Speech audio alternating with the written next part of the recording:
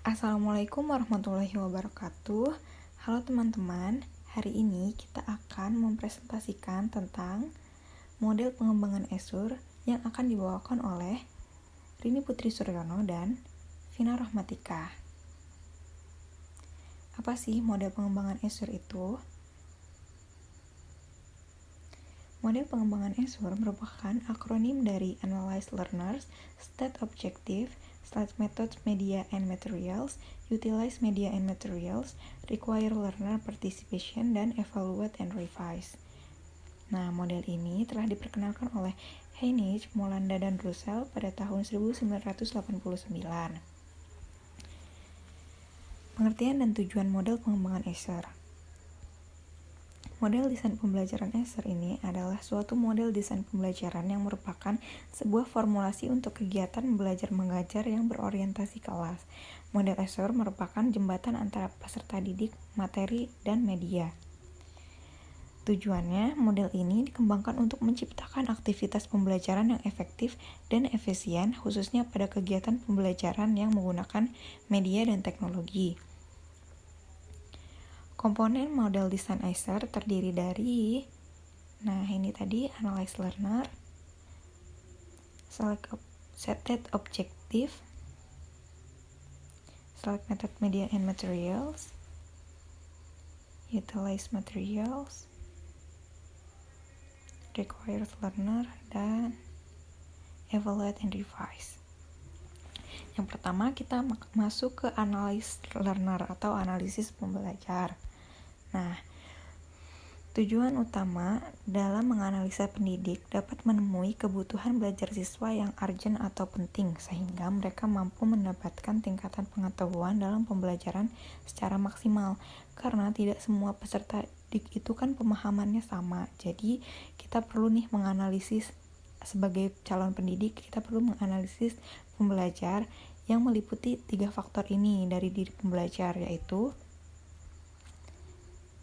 ada karakteristik umum atau general karakteristik, kemudian specific entry competencies atau mendiagnosa kemampuan awal pembelajar, serta gaya belajar atau learning style. Nah, 3 hal ini harus diperhatikan pada saat di awal pembelajaran oleh guru.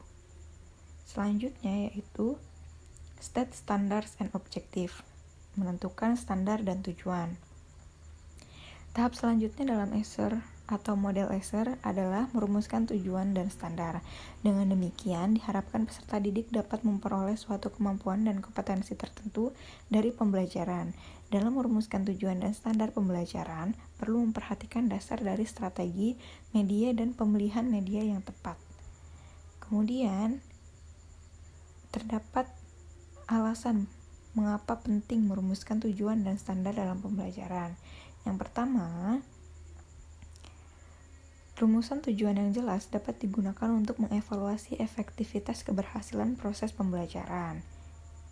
Kedua, tujuan pembelajaran dapat digunakan sebagai pedoman dan panduan kegiatan belajar siswa.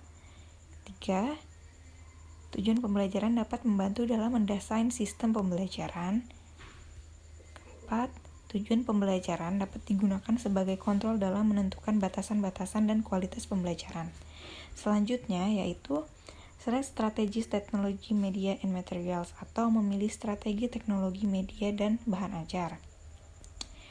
Langkah selanjutnya adalah membuat pembelajaran yang efektif adalah mendukung pembelajaran dengan menggunakan teknologi dan media dalam sistematika pilihan strategi, teknologi dan media dan bahan ajar.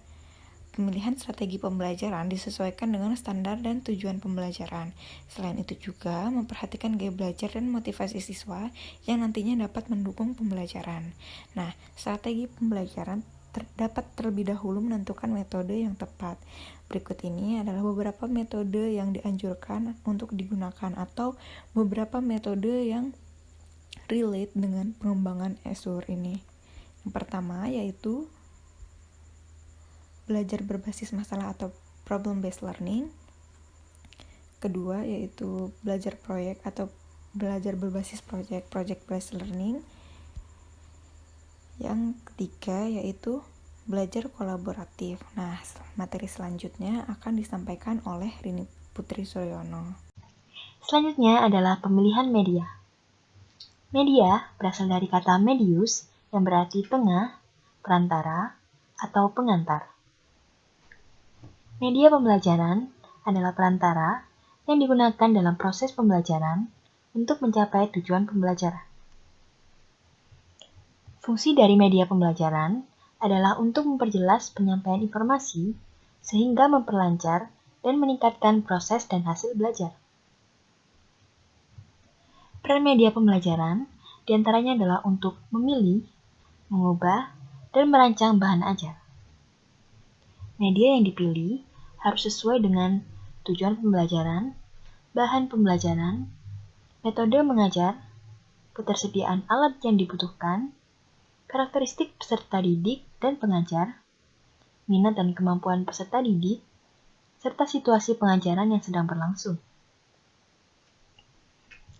Yang selanjutnya adalah tahap pemilihan bahan ajar. Pada tahap ini, pemilihan format media dan sumber belajar yang disesuaikan dengan pokok bahasan atau topik. Berikut adalah jenis-jenis media yang umumnya diterapkan dalam pembelajaran. Yang pertama adalah media berbasis visual. Contohnya adalah buku, charts, grafik, peta, figur, gambar, atau slide. Selanjutnya adalah media berbasis audiovisual.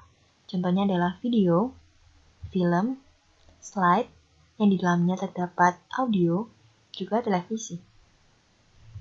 Kemudian adalah media berbasis manusia. Contohnya adalah guru, instruktur, tutor, dan sebagainya. Nah, kemudian ada media berbasis cetak. Contohnya adalah buku, penuntun, buku kerja atau LKS, dan sebagainya.